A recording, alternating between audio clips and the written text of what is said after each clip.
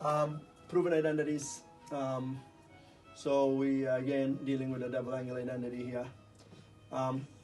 So the best thing to do here, the first thing you could see is you have tan x in both terms. So you have two terms here, both of them have tan x. So we're gonna take tan x out as the greatest common factor. So tan x, and then you end up with cos 2x plus 1 inside the brackets. The thing is, now when you look at this, cos 2x identity has three options that you could choose from.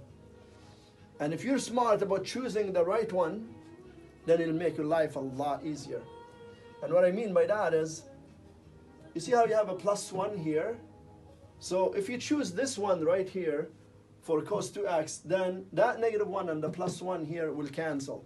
So this is your best option. And then tan x at the same time, I'm gonna change it to sin x over cos x.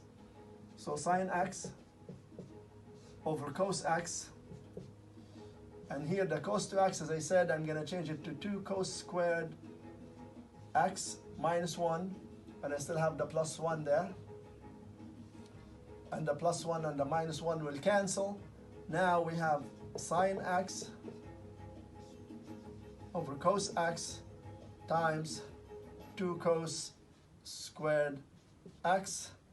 Now what I'm gonna do, I'm gonna reduce, so cos x goes with the square there, and I end up with this times 2 cos x, which gives me 2 sin x, cos x, which is sin 2x equals sin 2x, and this identity has been proven. Thank you for watching. Till next time.